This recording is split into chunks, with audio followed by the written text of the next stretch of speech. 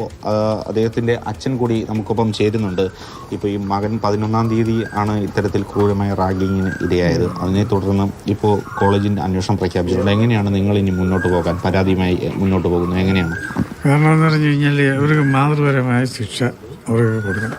കാരണം എന്ന് പറഞ്ഞാൽ ഇനി ഇതേപോലുള്ള നിരപരാധികളെ ക്രൂശിക്കാൻ പാടില്ല. കാരണം ഏത് പാർട്ടിയുടെ പിൻബലമായാലും അവരത് ചെയ്യാൻ പാടില്ല. കാരണം എന്ന് പറഞ്ഞാൽ ഈ സംഘടനയെ തന്നെ എടുത്ത് കളയണമെന്നാണ് എൻ്റെ അഭിപ്രായം. കാരണം എന്ന് പറഞ്ഞാൽ ഇപ്പോൾ തന്നെ വെറ്റിനറി കോളേജിൽ ഒരു സംഭവം ഉണ്ടായി.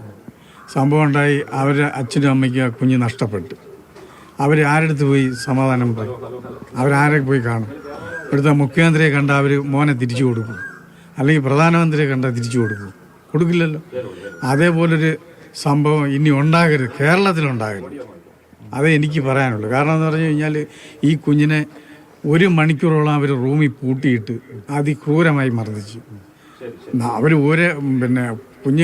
കുഞ്ഞുങ്ങളിലെ സഹപാഠികളിലെ 1 അടിയോ 2 അടിയോ അടിച്ചാൽ നമുക്കത് കോംപ്രമൈസ് ചെയ്യുകയോ നമുക്കത് രമ്യതയിലെത്തിയോ ചെയ്യാം. അതല്ല അവർ ചെയ്തത്. അവർ ബാഡ്മിൻ്റൺ പ്രാക്ടീസിന് പോയ സമയത്ത് അവിടെ ഗ്രൗണ്ടിലിട്ട് അടിച്ചതിന് ശേഷം അവരെല്ലാവരുടെ കൂട്ടത്തോടെ പിടിച്ച് കൊണ്ടുപോയി റൂമിലിട്ട് പൂട്ടി മർദ്ദിക്കുകയായിരുന്നു. അവൻ്റെ ടീഷർട്ട് വലിച്ച് കീറിയ സമയത്ത് കുഞ്ഞ് വെള്ളം കുടിക്കാൻ ദാഹിച്ച് ചോദിച്ചപ്പോൾ വെള്ളം പോലും അവർ കൊടുക്കാൻ സന്നദ്ധത കാണിച്ചില്ല. അത് കൂടാതെ ആ കുഞ്ഞ് മണിക്കൂറുകളോളം ഷർട്ടില്ലാതെ അവിടെ ഇരുന്നു. ഏത് രീതിയിൽ ആ കുഞ്ഞെങ്ങനെ വീട്ടിലെത്തും? ഷർട്ടില്ലാതെ എങ്ങനെ എത്തും വീട്ടിൽ? അത് ആ സിറ്റുവേഷൻ നമ്മൾ മനസ്സിലാക്കണം. പിന്നെ ഇത് നിങ്ങൾ എങ്ങനെയാണ് അറിഞ്ഞത്? ഈ പരാതി അറിഞ്ഞത് മോൻ എന്നെ ഫോൺ വിളിച്ചൊന്നും പറഞ്ഞില്ല. ഫോണൊക്കെ പിടിച്ചു മേടിച്ച് വെച്ചവർ, ഈ മർദ്ദിച്ച കുട്ടികൾ, സീനിയർ വിദ്യാർത്ഥികൾ ഫോണെല്ലാം പിടിച്ചു മേടിച്ച് വെച്ചു. ഫോണ് കൊടുത്തില്ല. ഞാൻ ഡ്യൂട്ടി കഴിഞ്ഞ് വീട്ടിലെത്താറായപ്പോഴാണ് മോൻ വിളിക്കുന്നത്. പപ്പ എവിടെ ഇരിക്കുന്നു? ഞാൻ പറഞ്ഞു ഞാൻ ഇങ്ങനെ ബസ്സിൽ വീട്ടിലെത്താറായി. അപ്പം മോൻ പറഞ്ഞ് ഞാൻ ഇങ്ങനെ ബസ്സിൽ വരുന്നു, ഇങ്ങനൊരു സംഭവം ഉണ്ടായി എന്ന് പറഞ്ഞു. ശരി മോൻ വീട്ടിൽ വാ.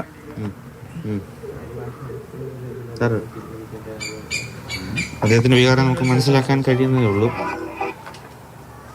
എന്തായാലും പരാതി കൊടുത്തിട്ടുണ്ട്. പോലീസ് ആൻറ്റി റാഗിംഗ് സ്ക്വാഡൊക്കെ ഇത് കണ്ടെത്തിയിട്ടുണ്ട്. ഏതായാലും ശക്തമായ നടപടികൾ ഈ വിദ്യാർത്ഥികൾക്കെതിരെ ഉണ്ടാകുമെന്ന് തന്നെ പ്രതീക്ഷിക്കാം. എങ്കിലും അതിനുശേഷം എന്താ ഉണ്ടായത്? വിളിച്ച് പറഞ്ഞതിന് ശേഷം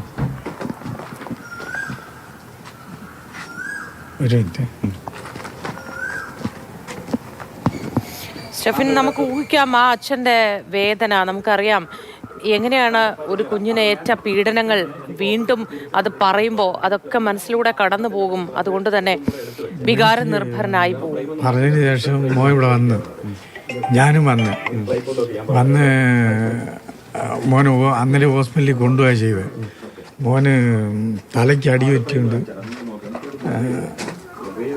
മോൻ്റെ സമനില ആകെ ഇതായിപ്പോയി. അങ്ങനെ നെടുമനാട് നമ്മുടെ താലൂക്ക് ആശുപത്രി കൊണ്ട് അവിടുന്ന് ഡോക്ടർ പറഞ്ഞ് കേസെടുക്കണം, എന്നെങ്കിലേ പറ്റുള്ളൂ. അങ്ങനെ കേസ് അവർ തന്നെ എഴുതി വിട്ടു. അത് കഴക്കൂട്ടം സ്റ്റേഷനിലേ പറ്റുള്ളൂ എന്ന് പറഞ്ഞു.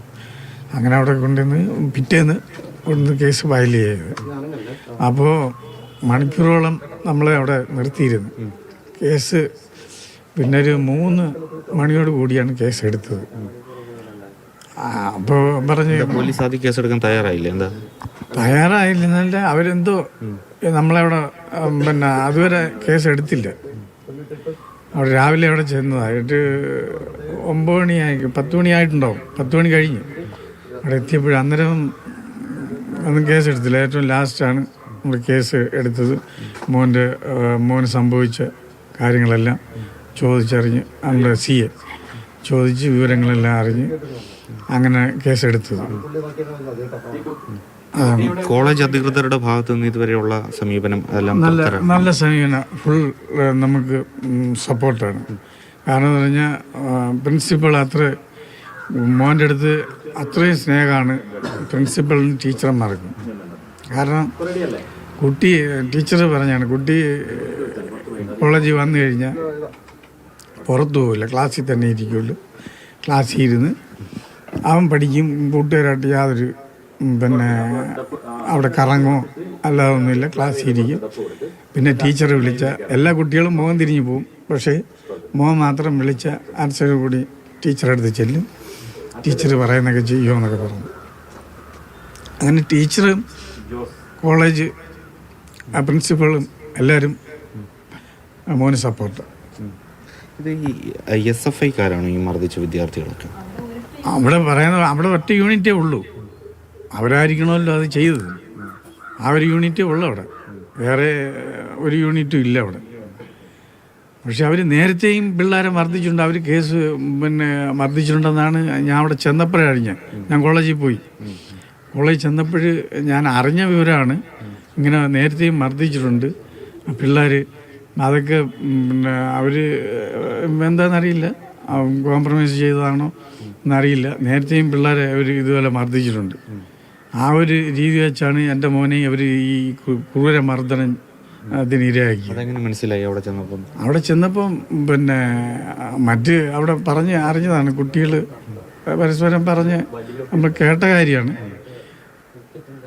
പക്ഷേ വടി കൊണ്ട് മർദ്ദിക്കായിരുന്നു, എങ്ങനെയായിരുന്നു? മോൻ പറഞ്ഞത് അവിടെ മുളവടി എടുത്ത് തലയ്ക്കടിച്ച്, പിന്നെ ഇവിടെ ഈ ബെൽറ്റോ എന്തൊക്കെ ഇവിടെ വെച്ച് ഇടിച്ച്, എന്നിട്ട് ഒരു പയ്യൻ ബിയർ കുപ്പി എടുത്തെന്ന് പറയുന്നു തലയ്ക്കടിച്ച്. അപ്പം ആരോ കൂടെയുള്ള പിടിച്ചു മാറ്റിയെന്ന് പറഞ്ഞു. പിടിച്ചു മാറ്റി അങ്ങനെ എൻ്റെ അടുത്ത് പറഞ്ഞത് എൻ്റെ അടുത്ത് അങ്ങനെയാണ്. പക്ഷേ മോൻ ഭയന്നിട്ട് ഒന്നും പറയണില്ല. കാരണം മോനെ ഞാൻ എന്തെങ്കിലും ഞാൻ പറഞ്ഞിട്ടുണ്ട്, മോനെ സ്കൂളിൽ പോകുന്ന പഠിക്കാൻ വേണ്ടിയാണ്, അല്ലാതെ നിന്നെ പോലെയാണ് മറ്റു കുട്ടികൾ, അപ്പോൾ അവരെ അതേപോലെ കാണാവുള്ളൂ എന്നാൽ ഞാൻ പറഞ്ഞു വിടുന്നത്. അതുപോലെ തന്നെ സ്കൂളിൽ പോകുന്നതും ആരുടെടുത്തും കൂട്ടുമില്ല. ഒരു കുട്ടികളെ അവൻ ഒരു വാക്ക് കൊണ്ട് പോലും നോക്കിയില്ല, അങ്ങനെയുള്ള കുട്ടിയാണ്.